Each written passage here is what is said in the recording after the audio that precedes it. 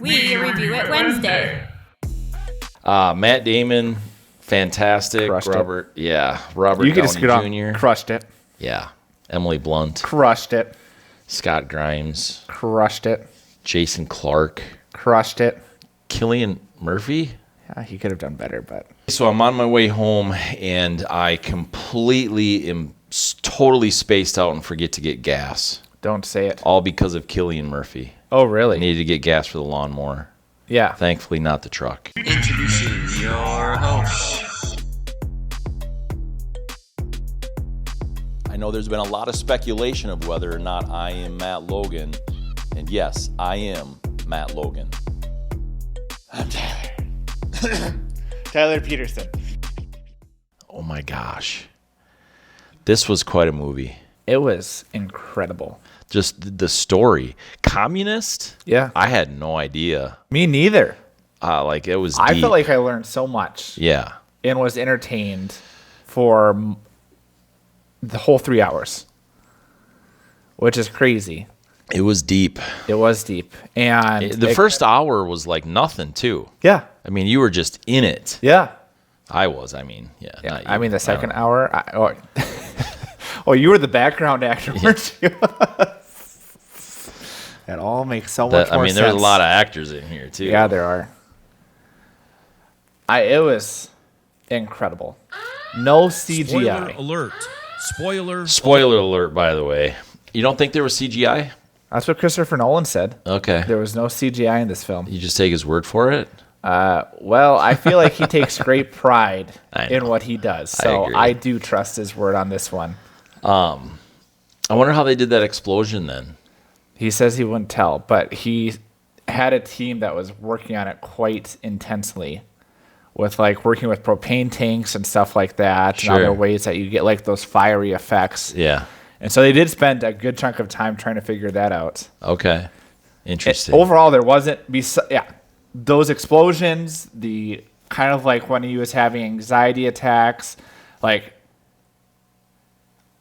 it was a cool visual, but it wasn't like super crazy at the same time. Right. Yeah. So no CGI on like what do you, I guess what would you determine CGI to be?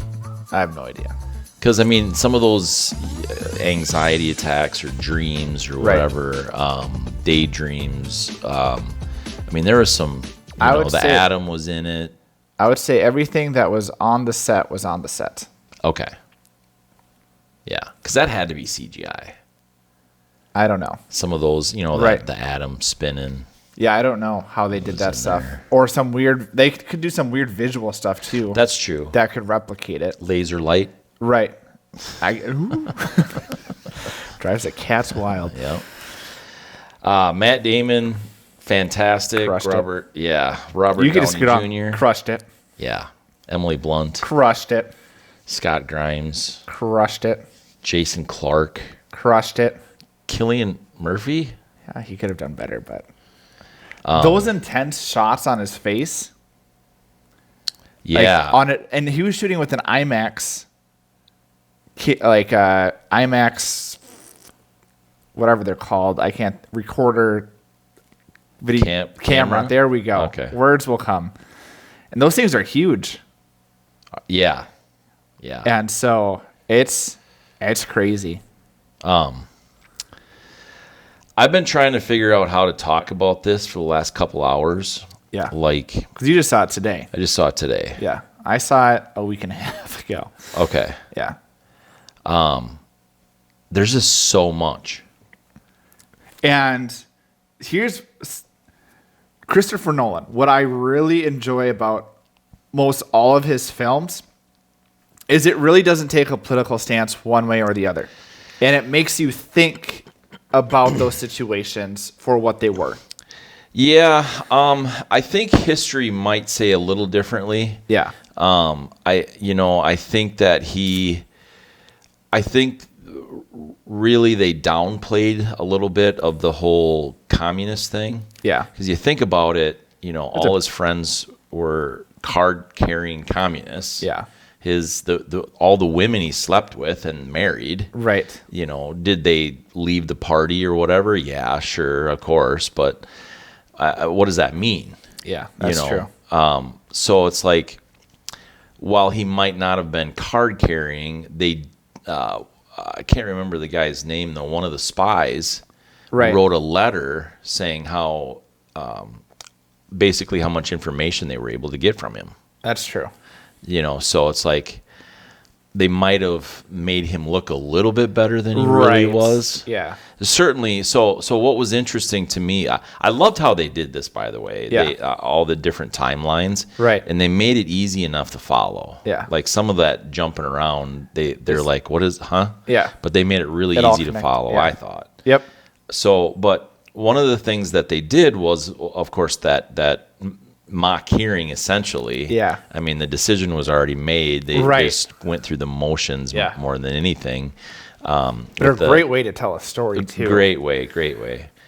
And so, and that was sort of his redemption for building the bombs that changed the world and, whatever. But so it was very unique, but, when all the things that did come up, it all pointed to him being a communist. Right. That was interesting. Yeah. But they kind of downplayed it a little bit, I thought. Yeah, that's true. They probably did. So, good, bad, or in between, that's not my point. But I think history would say in fact, Albert Einstein thought Lenin was great. Right. So. Good old science. It's interesting. It's just interesting. It is. And I'm not saying in judgment of anything right now. I'm just saying I think history might say differently than. That's true. That's all. That's my only point. But he didn't. You're right. He didn't make it like. There was no agenda. Right. They didn't try to make him look like some hero. You understood people's perspectives. Yes. And what caused them to make those decisions. Even Strauss. Yes. Who is played to be. He's the villain. He's the villain. But even still, it was like a lot of justification, and you could still see what went into it. And even if you go to politics now, like that's still what's driving people is like, I just want power. Yes. So probably worse than that now. No, absolutely. But people like Strauss kind of laid the foundation. Yeah, that's true. That's true. They built off it. Yeah, that's true. But wow. Yeah, best movie of the year so far, and I don't think anything's going to overtake it. I don't think so either. Certainly not in this kind of genre. Dune 2, baby. Yeah, similar genre. That's right. That was a good trailer too, by the way. It was a good trailer. Yeah, I really. I am getting excited about it, which I didn't think was going to happen. Yeah, but here we are. Yeah, we're talking about it again. We sure are. You brought it up. And I mean, I watched this movie on the IMAX. Oh, you did? I did. It was my first IMAX movie since The Batman. Okay. So 2022. And this movie made me appreciate the IMAX. Sure. Which was crazy. Like I usually go to the DLX. We talked about this a few times, which is still a bigger screen, recliner chairs. Love the recliner chairs. So I still get a bigger experience. But yeah, it was just something else on that huge screen. Yeah, I bet.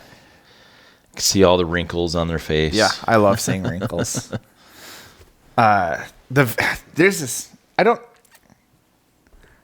Cillian Murphy, first time. Like, I listened to a lot of Christopher Nolan interviews, and even this movie fascinated me. So I was listening to quite a few interviews. I listened to an Emily Blunt one. I listened to a Cillian Murphy and Christopher Nolan, just to understand their perspectives. And obviously they talked about other stuff too. But the amount of work that went into this was just insane, and the amount of respect they had for each other. Cillian Murphy even said, because obviously like a script like this, Christopher Nolan had written for a while and had in the works, but really kept it close to the chest to himself. And he said, Cillian Murphy said he got a call from Christopher Nolan, like, hey, how would you feel about playing a lead for Oppenheimer? Yeah. And he was like, oh man, I'm all in. Yeah. And it was cool because you could just see the relationship that was there. I think this was the sixth film or something. Yeah, sixth film that they've collaborated together with the Dark Knight trilogy, Dunkirk, and apparently some other ones. But the respect that they have each other, because Christopher Nolan was so excited to give him that call. Yeah. And he wanted to be the one that did it. That's and again, he crushed it out of the park. He crushed it. Could not imagine anyone else in that role. What have you seen negative about the film? It sounds like you've been kind of investigating it. Not a ton. Probably. I've been looking at the actors' perspectives, so they're not really going to say negative things about the film. Sure. So haven't looked at a lot of the critics and stuff like that. Too much about the negatives. I would only assume that it's too long, and I mean, there's not a lot of action. So modern audience, I could see not being interested because of those specific things. Yeah. So I went on after the film and looked at a bunch of things on Twitter and Facebook and like what people say, right? Not critics, but what people say. And it's very interesting because, frankly, people just, I don't know why, but man, they got to complain about everything. They sure do. And it's so bizarre. Yeah. There was a whole bunch of things, like I think Twitter, which Twitter's just, or X now. Yeah. I think. I haven't updated it, so I still have the bird. Yeah, I think it's X now. But there,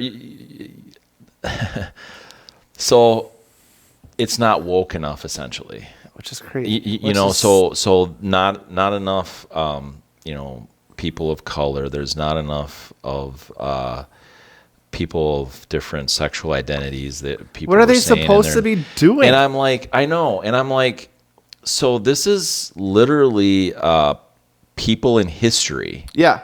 That they're representing. Yeah, let's just change everything to our agendas. Right. And so when you brought that up, I was kind of surprised that you said that about how there was no agenda. This was this was more of a autobiography, actually, probably. Yeah.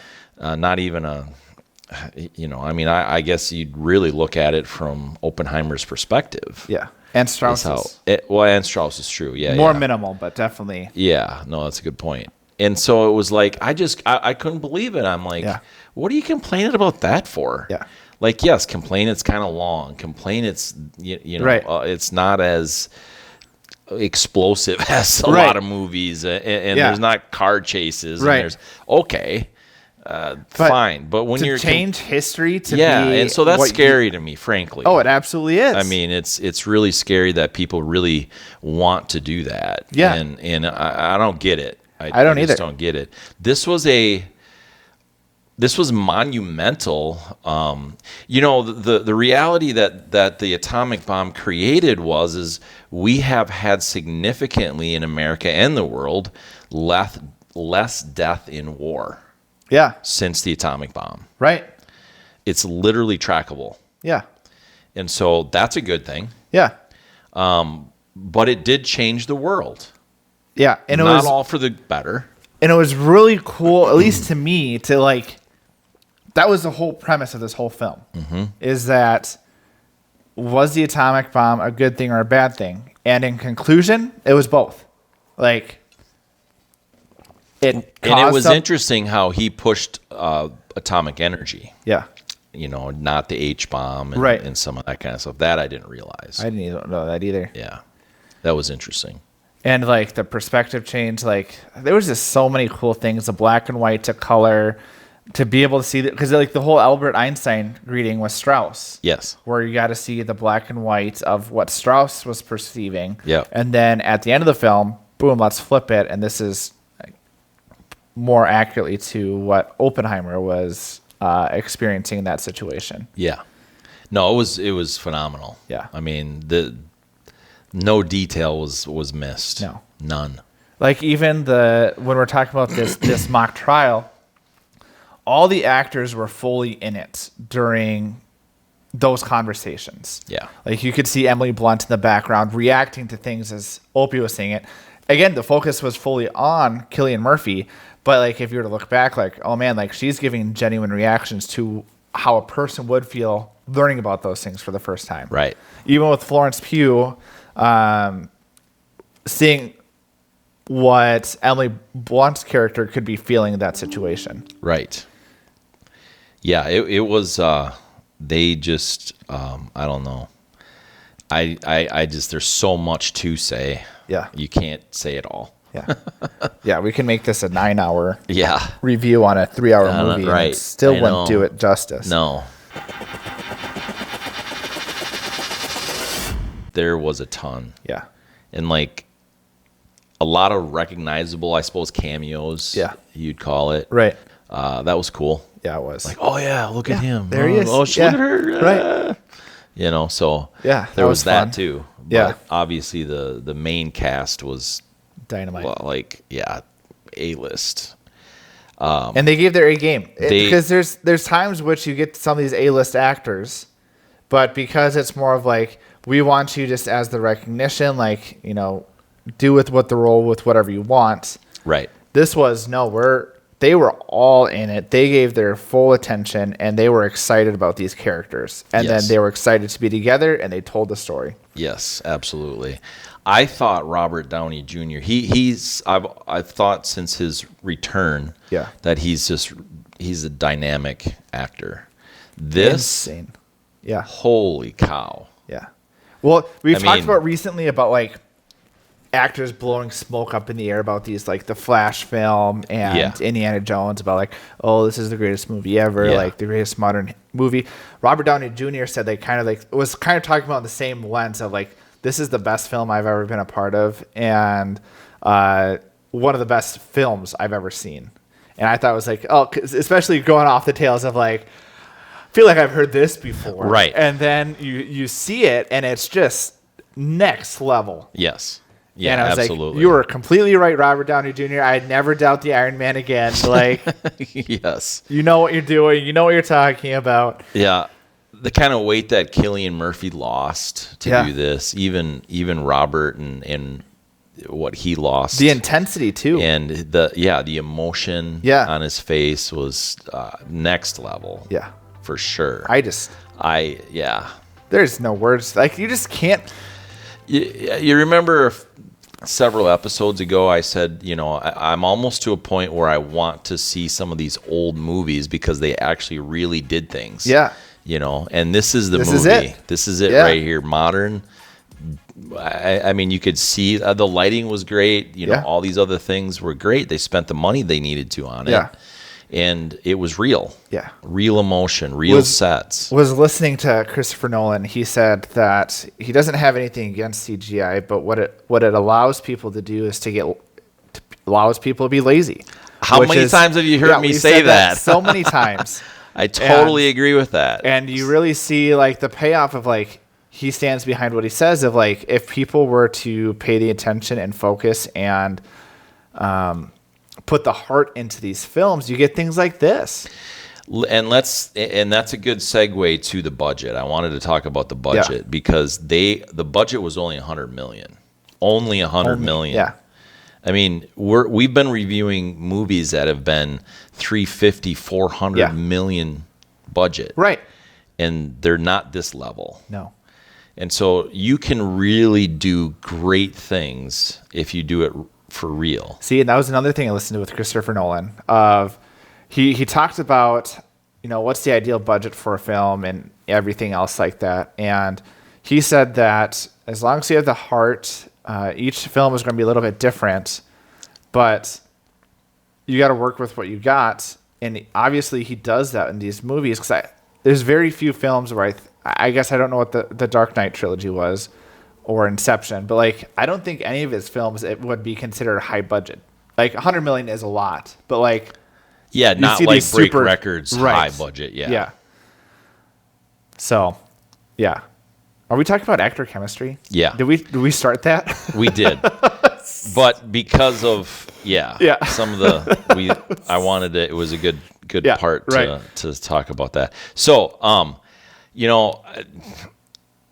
beyond a few little things that I caught, I would have to say it's a 4.9 for me. 4.9 for me too. Yeah. I mean, I want to give it a perfect score, but there was a couple little things that I caught that I don't know, maybe even in editing they messed up where that shot might have been a little bit. They were, almost like looking at the wrong place, or Well, he talked too that he doesn't like.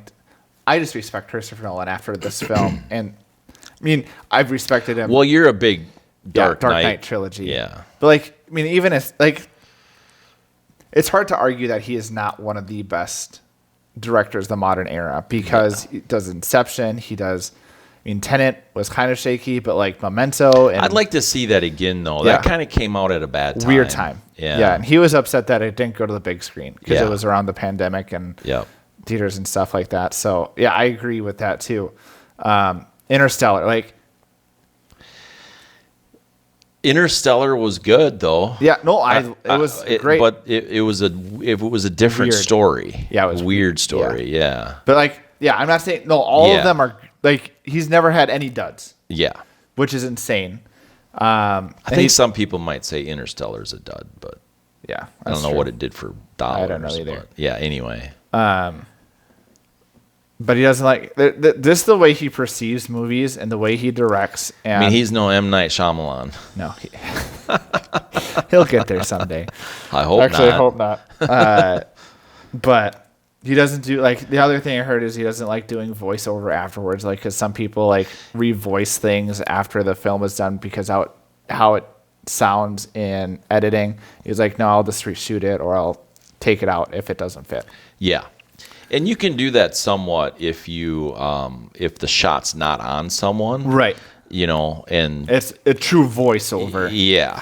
Yeah. So, but no, I agree. He's just good. Where's the mistakes? I don't know. It was great. And they did a lot of different things. Yes. Which is the black amazing. and white stuff, the anxiety where you could really focus on the face. The behind him was shaking. The explosions, the strings, the ripple effects. They started off with the rain shot of and seeing the ripples that caused from the sprinkles, and that was again whole thing of this film of consequences. Where are these ripple effects headed? And so many small details that were completely in there for a reason. Yeah. I don't know what's wrong. I know. You can't. So this is a 5-0. Yeah. I'm giving it a 5-0. Look at that. I really was when I was watching it, I'm like, there's got to be something. Yeah. There's got to be something. I just didn't see anything that was oh, that's garbage. No. The shadowing was really good where they were supposed to be. I just... The contrast of the black and whites of because sometimes with black and white, it's really easy to lose things, the shadows, because you're only working with really the two colors. But the vibrance, the expressions, the way you're able to see, everything, next level. I can't say the cinematographer's name, but... Is it German? Are we going to talk about the soundtrack? No. Okay, Cinematography, Hoti van Hotema? Hotema? That sounds like a fun word to say. I'm terrible at names anyway, and you That's give true. me that kind of stuff, and I'm I don't blame you. I wouldn't be able to pronounce it any better. But, yeah, wow. Yeah. They just did. And the way they, I think that part of cinematography's job would be aging stuff, the way they, wait, this doesn't look right or whatever. They have to put that in there and say, and it just looked great. Yeah. All the aging, de-aging essentially, which wasn't obviously CGI. So, yeah. Phenomenal. The music was phenomenal. The music was perfect. Yeah. So we don't have music score anymore, but again, Christopher Nolan knows how to pick the people he does his soundtrack for, and again, nothing I would change. If you have the name, Ludwig, you have big shoes to fill. You got it. Yeah. Gosh, it was just crazy. I gave it a 5.0 too. Again, there's nothing I could critique against it. I was talking about even looking at any of the posters. That all looks absolutely phenomenal. Yeah. Like this scene, amazing. And I liked the way they did the bomb dropping, the way they did like the sound boom and waves, where they had those 3 different levels for the, how close you are, how are you going to experience this hit? Mm-hmm. And then they had the quiet, and then you heard it when it hits Opie's viewpoint. You hear the boom. It's like, oh man, I could just feel that. Like I felt like I was experiencing it. I know, totally. Yeah, it was great. I mean, it just was the white light, great. And then they zoomed out, and you could see the whole mushroom cloud. And that was probably 40, if not probably like a minute and a half after the explosion actually happened. Right, one of those was 20 miles away. Yeah, yeah, and I like that you didn't see the full explosion until you saw the waves of how people felt it. Right. And so then you could see the after effect. It was so good. And I liked there was conversation too about, they didn't show the bombs going off at Hiroshima and oh gosh, why can't I think? Is it Nagasaki? Sorry, I was reading something. What were you saying? blanked Hiroshima? out. Hiroshima. Where's the other place that was bombed? I'm completely blanking. Now you're making me blank. Nagasaki, which I don't think is. No, that's not right. That's something else. I'll look it up. There was conversations about how they didn't show the bombings on the actual place. But I really appreciate that they didn't do that, because then it kept the focus in on Oppenheimer and what he was experiencing. Because he wouldn't have been there to see all that stuff. It is Nagasaki. Oh, it is Nagasaki. Yeah. I don't know why that sounded wrong. But Never doubt myself again. No, you should. Okay.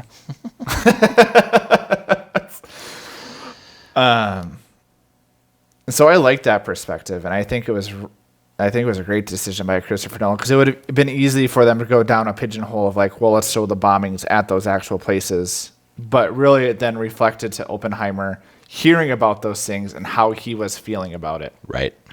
Yeah. Him stepping on the corpse, him seeing, like, again, it was a great way to see his experience and what he was feeling. And this was, you really have to understand that this was a outrageously new thing. Yeah. This was outrageously new. Yeah. That's unfathomable to me. The power that they held. Right. To do this was it. This was the first. Right. Wow. And then Harry Truman calling him a crybaby. Yeah, that really happened. No, I know. Yeah. Which is crazy to me. Yeah. Well, he was a brute. Well, yeah, but Oppenheimer was, a narcissistic That's true. playboy. That's true. Really. Yeah. Yeah, so nerd's cool. Why not? That's true. Call him a little crybaby. Yeah. He was just looking for the attention anyway. That's fair. That's fair. In my opinion, that's true. it. But yeah, it was just like. Obviously, I'm not a president, which is great for a lot of people. But just couldn't imagine calling the person that orchestrated the victory of World War II a crybaby. Yeah, I know, but I get it. Yeah. We've had off-air conversations that I do the same freaking thing, man. Call people out. That's fair. That's fair. But that's how you saw he learned and he grew from that. Yep. He took a different approach on what he was doing. Yeah, so 4.8. Okay. I'm a 4.5. Okay.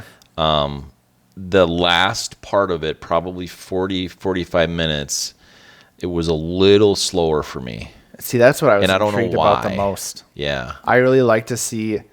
I was happy because I feel like a lot of people, and again, this is my experience with the film, I feel like a lot of people know what happened up till the bombs happened, but they don't understand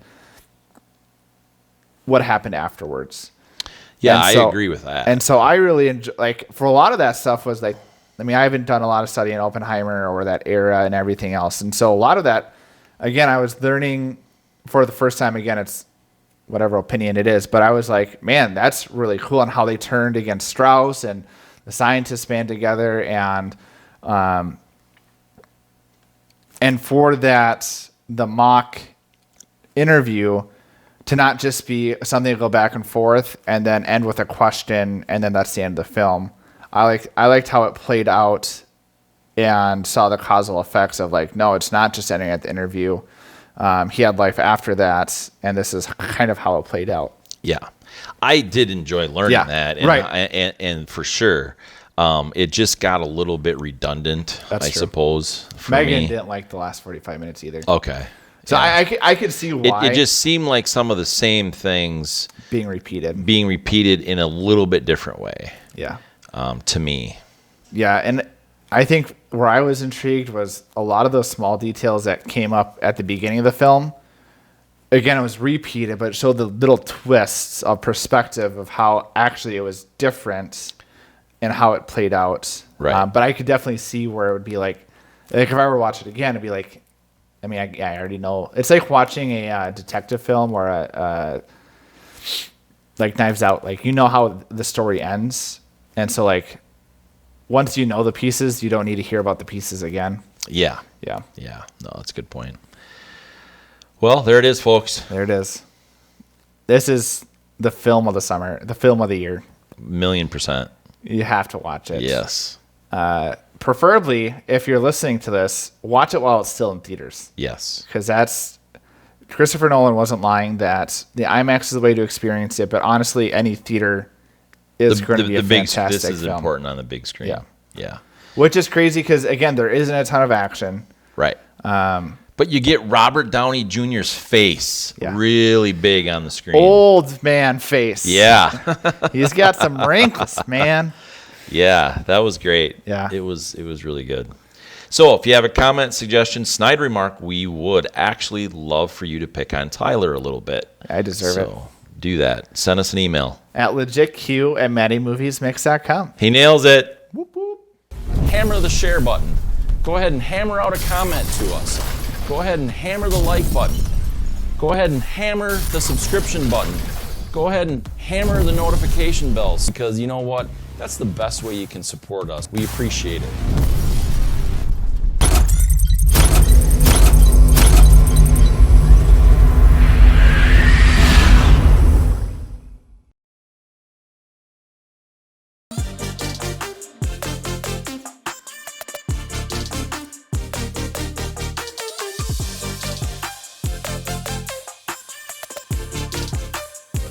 Life's too short to be uncomfortable, so make others uncomfortable and wear something from www.shinybrandproducts.com.